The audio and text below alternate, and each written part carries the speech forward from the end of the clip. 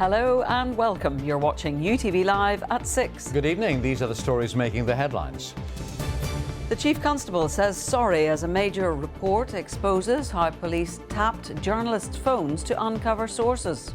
I do apologise for any instances where we have obtained data and not done everything that we should have done. Tonight, as police try to rebuild trust following the findings, which have been described as disturbing, one journalist says sorry isn't enough. Only a public inquiry will force the PSNI to do the right thing. And bloody Sunday families in court as a judge rules hearsay evidence can be used as evidence in the trial of a former paratrooper accused of 2 murders. Also tonight, the Armagh man on a mission. 50 years of crazy challenges by Willie Nugent raises over £1 million for charities. And we have plenty of sunshine on the way tomorrow with temperatures on the rise, feeling quite warm and pleasant. I'll have all of the details later with the forecast.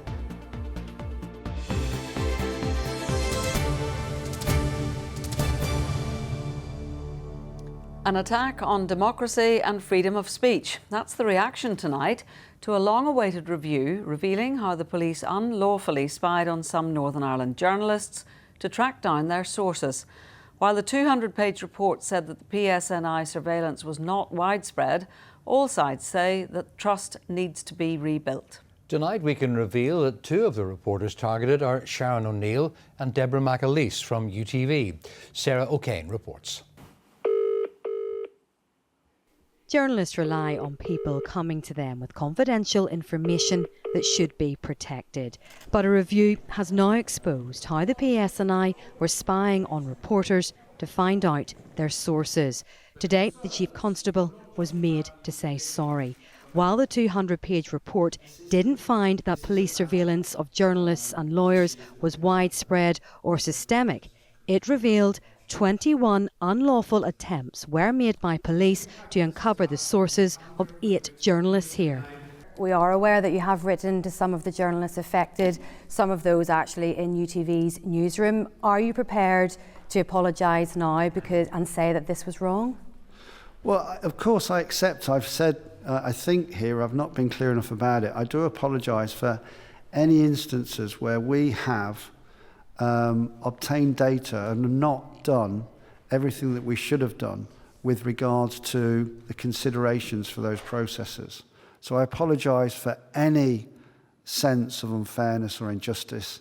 In an ITV statement on behalf of UTV News, they said, "We are deeply concerned by the findings of the McCullough Review. Public service broadcasting relies on a free society where journalists can report on matters of public interest without interference. Any unlawful surveillance is a clear breach of this." This news is really disturbing and unnerving. For years I've held the PSNI to account and also highlighted the good work that goes on in communities. Now I find out that that same service had been accessing my phone to track down a source, and that feels like a total violation. Deborah McAleese was targeted when she was the crime correspondent at the Belfast Telegraph. It is so important that we are able to protect the confidentiality of those people who put themselves out there to talk to us. Without whistleblowers, without confidential sources, there are so many stories that wouldn't be told. The Chief Constable says there was no abuse of covert powers and his officers at the time did not act in bad faith and there was no misconduct or criminality. But there is now a question of trust and confidence. Well, the review team made up of experts in law and human rights has been looking at the surveillance by police against journalists, lawyers and other groups over the past year. Now, they were given full access to all police records and systems. Public trust is easily lost and hard to earn back.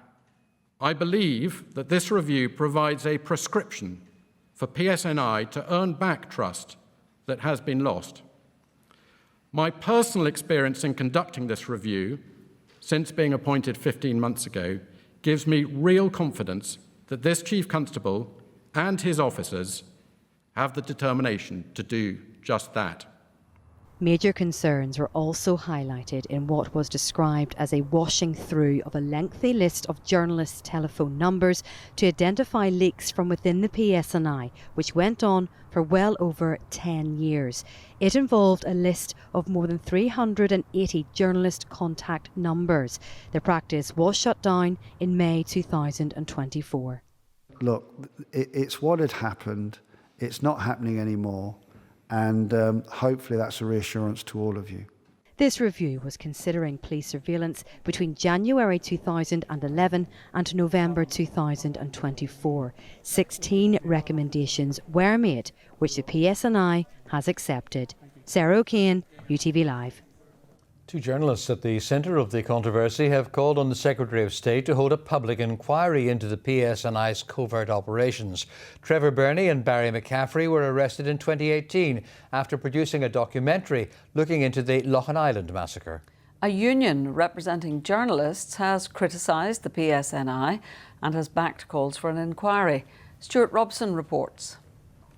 A campaign against covert policing that's taken them from courts in London to continuing the fight in Belfast. I think that what we've got to see today is a stepping stone, and we welcome it, but ultimately, until our lawyers can start to pour over the same documentation and the same data that Angus McCullough has seen, and that we can hold somebody to account, I think we're going to have to continue on this long journey. The latest revelations stem from work carried out by journalists Barry McCaffrey and Trevor Burney. In 2017, the pair produced a documentary looking into the Loughin Island massacre. 6 Catholic men were shot dead in a bar in the County Down village in 1994. The use of documents for the piece from the Police Ombudsman's office later led to their arrest, but they fought back and received substantial damages. It was later revealed that as they worked on it, the PSNI was spying on them and other journalists. But they say these findings don't go far enough. There is one man who can initiate the public inquiry, and that's Hilary Benn. And if he is really the Secretary of State for Northern Ireland and he cares for confidence in policing and the public, he'll initiate a public inquiry. The ramifications of the McCulloch report are expected to roll on, even putting convictions into the spotlight. Lawyers for one of the men jailed for the murder of PSNI officer Stephen Carroll in 2009 have been told they too were surveilled in the wake of an appeal over his sentence. A call now for the case to be reopened. Techniques like this, we can all agree, ought to be alien to a modern democracy and instead are more akin to a home in North Korea or Russia. At the epicentre of this scandal, however, 2 men whose fair trial rights were eroded without contempt. The National Union of Journalists has also been critical of the PSNI. I think the Chief Constable in his comments today has probably underestimated the seriousness with which journalists regard access to their contacts. The very accessing of phone numbers in itself compromises journalistic confidentiality. We asked the Northern Ireland office to comment on calls for an inquiry, but are yet to receive a response. Some answers today, but the search for more goes on. Stuart Robson, UTV Live, Belfast. And joining us now, the Northern Ireland Director of Amnesty International UK, Patrick Corrigan. Patrick Corrigan, the report referenced police accessing hundreds of journalists' numbers to identify leaks. Would you say that's systemic behaviour? Well, you know, the report details a whole litany of unlawful behaviour, wrongful behaviour, wrongdoing by the PSNI, where they show clear disregard for freedom of the press, indeed for the rule of law. One of the most disturbing revelations is how the police routinely, regularly and over many years, so-called washed through hundreds of journalists' phone numbers through police telecom systems to try and track down if anybody was leaking to them, i.e. going after journalists' confidential sources. That sounds pretty widespread, pretty systemic to me, and I think that was one area that Angus McCullough, KC, the author of the report, zeroed in on today, and he called it a likely breach of the Human Rights Act on 2 counts. If police spied on journalists, what's the likelihood that MI5 did as well, and will we ever know? Well, you know, we got the window open today into some of the police behaviour, but the terms of reference for this review didn't cover MI5. We did find out at the Investigatory Powers Tribunal last week that MI5 on 2 occasions spied on ex-BBC journalist Vincent Kearney. We have now written to the Secretary of State, Hilary Benn, asking him to set up a public inquiry into what MI5 has been up to in terms of spying on journalists and others here. Just last week, the Prime Minister Keir Starmer ordered an investigation into other illegal behaviour by MI5, so this is possible, and Hilary Benn must now deliver this. Patrick Corrigan, thank you very much. The judge in the trial of Soldier F has ruled that statements from 2 other military witnesses can be admitted as evidence. The prosecution claims the statements are key evidence which placed the former paratrooper at the scene of the shootings on Bloody Sunday in 1972. But that had been challenged by Soldier F's legal team. Our Northwest correspondent Gareth Wilkinson was in court. In Derry's Bogside, in the very streets where Bloody Sunday happened, where paratroopers shot dead 13 civil rights marchers 53 years ago, relatives of those killed and injured boarded a bus bound for court in Belfast. As a make-or-break day dawned in the trial of Soldier F, the former paratrooper charged with murdering Jim Ray and Mickey McKinney's brother Willie. Apprehensive. We just need to wait and see what the outcome's going to be. An early start, but their journey began decades before. This just the latest leg, to hear if evidence from 2 former paratroopers can be used in the non-jury trial. Soldiers G and H had been with Soldier F on Bloody Sunday. Just hours later, they gave statements to the Royal Military Police and later in 1972 to the Widgery Tribunal, which examined the shootings. Evidence described as decisive by the prosecution but branded fundamentally flawed by the defence. A case hung in the balance. Soldier F sat screened from the rest of the packed courtroom by a blue curtain and listened as the judge delivered his ruling. Judge Patrick Lynch said he had determined that the statement should be admitted as evidence in this case. He said it was a decision based on a mixture of law and fact, but he said it would be inappropriate at this stage to give reasons for how he reached this decision. A ruling greeted with relief by relatives of the victims. We welcome the judgment. The admission of this evidence has been described as decisive evidence by all parties. Families are very, very pleased that the judge seen merit in the prosecution submissions. But not the outcome Soldier F's supporters had hoped for. I can say that the judge's decision today will be met with great disappointment by the veterans who served in Northern Ireland. Soldier F denies the 2 charges of murder and 5 charges of attempted murder that he faces. He'll return to the dock and victims' families will be back as the trial continues. And Gareth joins us now from Belfast Crown Court. This was a highly anticipated ruling, Gareth. What was the atmosphere like in court today? Well, Rose, so much hung on this ruling today because potentially this trial could have come to an end here today, and that's because the prosecution had already said that if these statements from these 2 soldiers were not admitted as evidence, well then there simply isn't sufficient other evidence to secure a prosecution. So this really was a key day, and I don't think anybody could predict with any confidence what way it was going to go. So when Judge Lynch ruled that these statements are admissible, well then there was a quiet outpouring of emotion from the families. They hugged each other when they stood outside the courtroom. There were tears in the eyes of many. The defence team, on the other hand, well, they looked surprised, shocked even, because this is a huge blow to Soldier F. He will be returned to this court on Friday as his prosecution continues. So precisely, Gareth, what will happen next? Well, as I said, Rose, the case resumes on Friday. That's more or less a timetabling issue to see how things will proceed. But next week we're expecting to hear from 3 of those men that Soldier F is accused of shooting and wounding on Bloody Sunday. So after days and days of legal argument, in many ways this trial gets underway in earnest from here on in. Gareth Wilkinson, thank you very much. High-profile loyalist Winston Irvine's prison sentence for having guns and ammunition in the boot of his car is to be doubled. The Court of Appeal made the ruling today after senior judges held that the original 2.5-year term imposed on the Belfast man was unduly lenient. Barbara McCann reports. 49-year-old Winston Irvine was caught red-handed with the weapons and ammunition in the boot of his car in June 2022. He was sentenced to 30 months after the trial judge identified exceptional circumstances based on his contribution to peace building and charity work.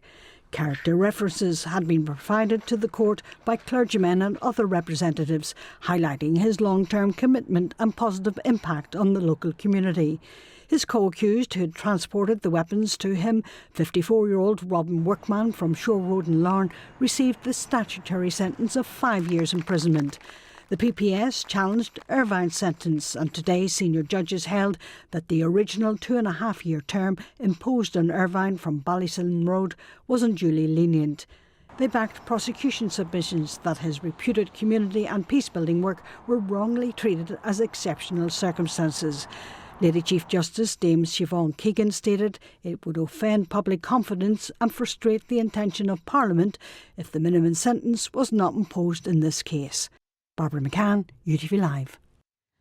A man who's on trial over pipe bombs placed at an East Belfast GAA training ground says that he did have plans to disrupt the club, but those plans had absolutely nothing to do with any devices. The 59-year-old is charged with possessing explosives under suspicious circumstances. He denies that charge and 3 others. Sarah McCarran reports. 4 improvised devices were found at Henry Jones playing fields in August 2020. These council pitches were being used by East Belfast GAA.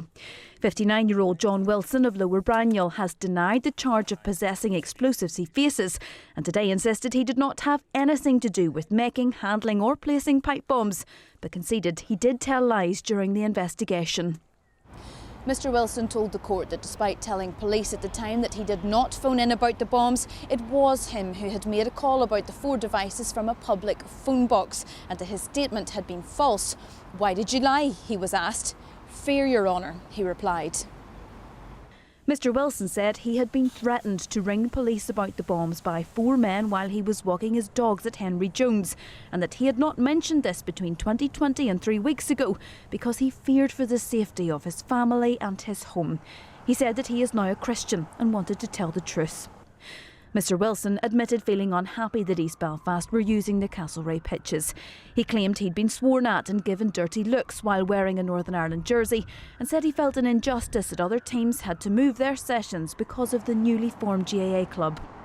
Mr Wilson was asked about messages that he had sent which said things like, "What's happening about this GAA? Surely something needs to be done. Watch this space," and "I have a plan." Now today he insisted that those were referring to plans he had to disrupt Gaelic training by starting a petition, by gathering up a crowd to play a football match during training sessions and to lay out cones before a session to take up space to train his German Shepherd dogs. The trial continues. Sarah McCarran, UTV Live, Belfast Crown Court. Nominations have closed for the Irish presidential election. 3 candidates have entered the race. They are independent Catherine Connolly, Jim Gavin, who is running for Fianna Fáil, and Fine Gael's Heather Humphreys. The barrister Maria Steen fell short of the 20 required signatures to enter the presidential race. The election will be held on the 24th of October. After years of delay, work has finally started on a new multi-million-pound museum in Londonderry's Ebrington Square. It's a boost for an historic city that's seen a huge increase in tourism over recent years. But some in the industry say more should be done to promote the northwest to visitors. Jordan Moore reports. Atlantic convoys are crossing in greater safety, while the submarine wolf packs are suffering increasingly severe losses. A city with a rich maritime history and a storied past. Once a contentious military barracks, now opened up to the public, Ebrington Square represents the changing face of Derry. Executive ministers got an up-close look at how that storied past will be brought to life. Tell me, dear, what makes me love you? With work set to get underway next week on a new museum in the square, focused on the city's connection to the sea. Probably one of the last pieces in the jigsaw puzzle of the regeneration of this site and the handing over of this site, I suppose, to the people of the city and district. And this museum is going to tell their story. It's going to tell about the history and heritage of this place. The £15 million project will feature galleries looking at the city's impact on the Second World War and underwater archaeology, among others. It represents the changing tide of tourism here, with TV shows like Derry Girls and Derry's world-famous Halloween festival attracting visitors from around the world. But people like David feel more could still be done. I'm very much about selling the region, not just the city. By selling the region, we're getting people to come wider, and there's enough for them to do for 2 or 3 days. I think there is more. We do have to really make it a destination, the whole area. The project received £500,000 of funding from the Department for Communities, and the Communities Minister says he will continue to invest in the North West. There's a £10 million regeneration fund as well coming to the North West. I recently announced £1.2 million for the Austin's department store, so there's been plenty of delivery, but we know there's much more to do for the benefit of people here and in the wider area. Much more to do all around, but the regeneration of Ebrington Square is nearing completion. Jordan Moore, UTV Live, Derry. Time now to look at the headlines making tonight's ITV News at 6:30. Here's Mary Nightingale. Coming up on the ITV Evening News, what is the cost of flying a foreign criminal home? ITV News goes aboard a deportation flight.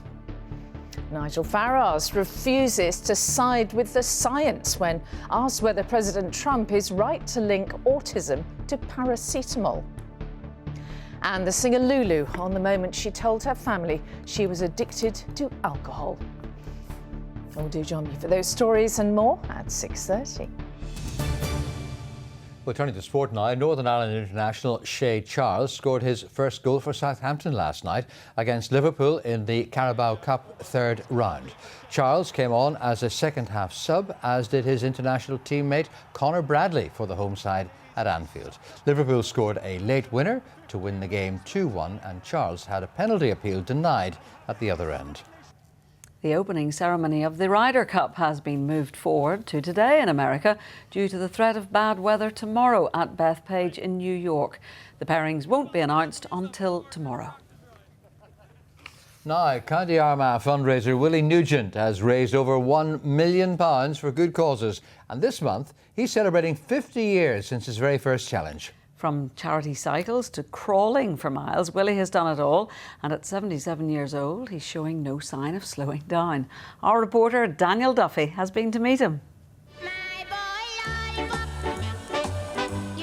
From eating ice lollies to crawling for miles, Willie was off with dogged determination to set up a new record time for finishing a 6-mile course on all fours. Willie Nugent has done it all for charity, raising over £1 million and picking up a world record along the way. But his very first challenge was 50 years ago this month.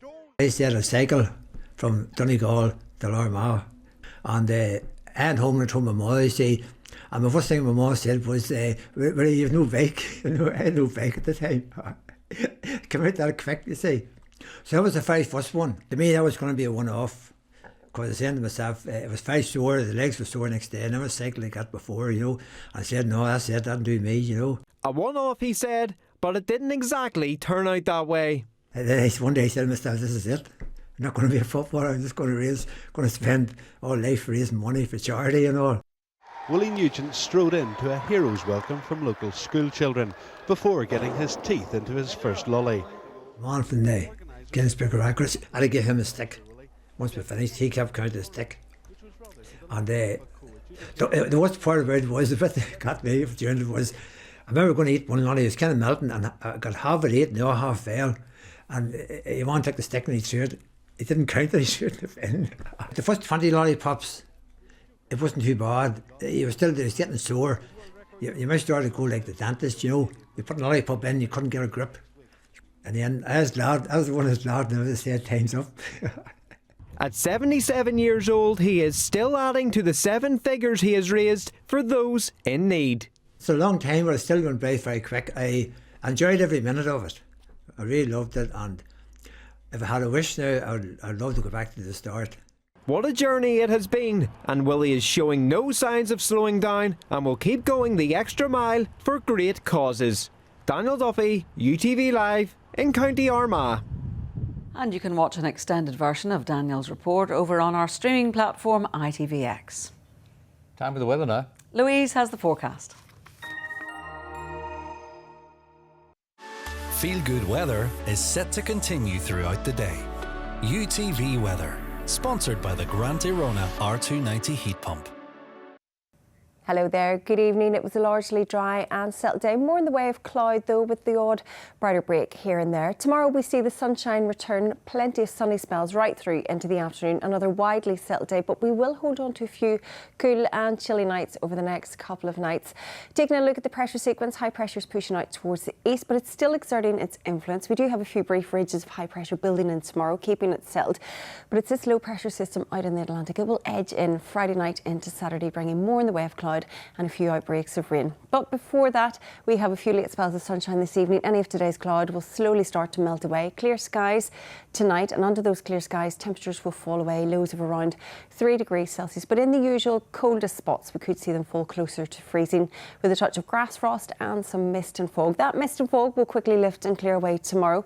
Plenty of lengthy spells of sunshine developing early on, staying with us right through into the afternoon with light winds and highs of 17 or 18 degrees Celsius. It will feel very pleasant in any of those brighter breaks. Across the rest of Ireland, it's a largely similar day. Plenty of fine, dry, settled conditions, plenty of sunshine, variable amounts of cloud into the afternoon with light winds and highs of 17 degrees Celsius. Looking ahead then for the next couple of days, plenty of sunshine on the way as we move through Thursday and into Friday, but Friday will cloud over from the west Friday evening ahead of some rain pushing in from the Atlantic. That rain should move through relatively quickly, 1 or 2 showers on Saturday, but it should turn drier again with high pressure building back in into the start of next week. That is the very latest. Bye-bye for now. UTV Weather, sponsored by the Grant Irona R290 heat pump. That's the latest in Northern Ireland this Wednesday, the 24th of September. Paul will be back with the late bulletin at 10:30. From Rose, from me and the rest of the team on UTV Live, good evening. Good evening.